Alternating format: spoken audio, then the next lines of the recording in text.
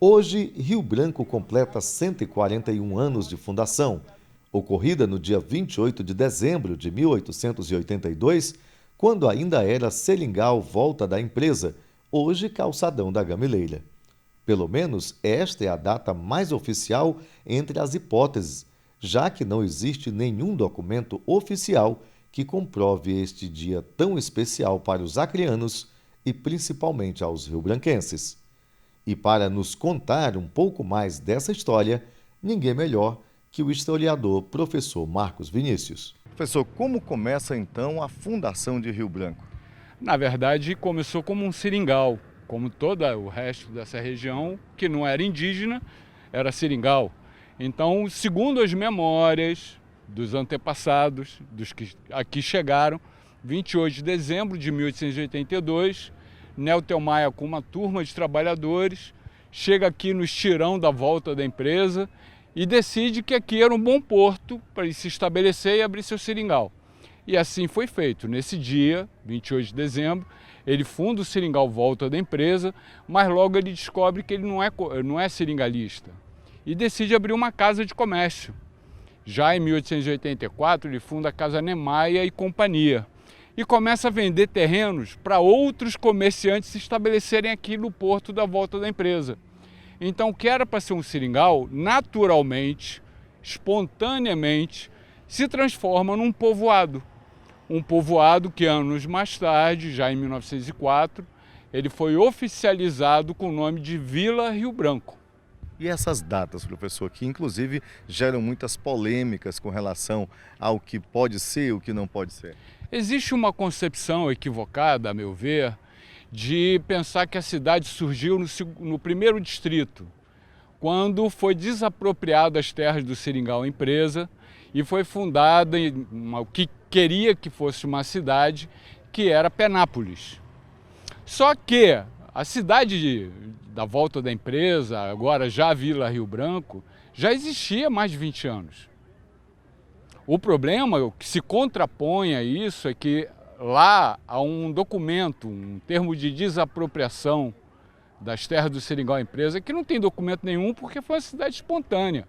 Mas a memória oral, aquilo que os antigos lembram, não é menos valioso do que um documento escrito. E mesmo se fosse pelo documento escrito, 1909, quando foi fundado Penápolis, já seria 5 anos depois de quando foi considerada Vila Rio Branco. Então, essa polêmica é falsa, não tem nenhuma consistência. E o pior de tudo, ela só corrobora, ela só fortalece um preconceito, uma injustiça histórica que foi cometida contra o segundo distrito. Por que aqui, o lado mais antigo da cidade, é chamado de segundo distrito?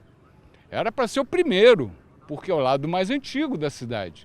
Entretanto, do lado de lá moravam os poderosos, governador, bispo, os políticos. Não ficava bem as autoridades morarem no segundo distrito.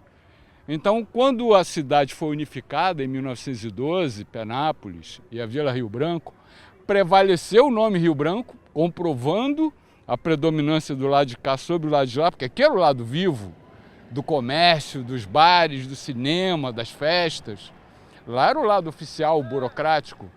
Então, quando foi unificado em 1912, valeu o nome Rio Branco e o lado de lá, que era o lado das autoridades, passou a ser chamado primeiro distrito e o lado de cá segundo, que foi uma grande injustiça. Ou seja, não considerar a data de 1882 e querer considerar a data de 1909 é reforçar mais uma vez o preconceito contra as mais antigas famílias de Rio Branco que fundaram uma cidade aqui do lado da Gameleira. Rapidamente, Rio Branco foi crescendo e tão logo chegaram as mudanças políticas e administrativas, bem como o maior desenvolvimento econômico e social. O Vale do Acre foi o vale que se desenvolveu mais rapidamente no Acre como um todo.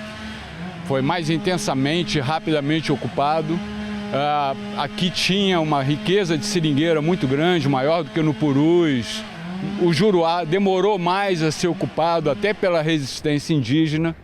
Então, o Vale do Rio Acre, ele, de alguma maneira histórica e geográfica, ele comandou os destinos do território federal e depois do Estado. Tanto que se pretendia criar a capital. O Acre era dividido em prefeituras departamentais, 3, depois 4 governantes ao mesmo tempo. Quando foi unificar tudo em 1920, se pretendia que a capital seria Sena Madureira, que era mais central em relação às outras regiões do território. Mas o poderio econômico e político do Vale do Rio Acre era tão grande que prevaleceu o Rio Branco.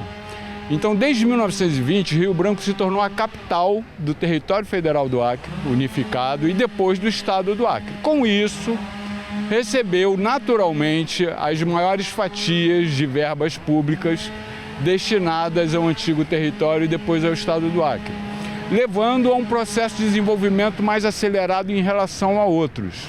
Professor, para finalizar, o nome Rio Branco? O nome Rio Branco foi em homenagem ao Barão do Rio Branco, né? O nome que foi colocado em 1904, em 7 de setembro de 1904, pelo prefeito departamental Rafael da Cunha Matos, que foi o primeiro prefeito departamental nomeado depois que o Acre se tornou brasileiro. Então ele decidiu homenagear o Barão do Rio Branco, que tinha negociado o Tratado de Petrópolis.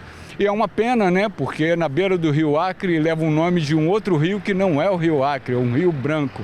E nem o rio é branco, nem o Rio Acre é amargo, é doce. Então, dessas contradições se constrói uma cidade. Esse foi o primeiro transporte público de Rio Branco, a famosa catraia, que na época recebeu um apelido carinhoso de Jabuti, porque demorava a atravessar e demorava a carregar de passageiros.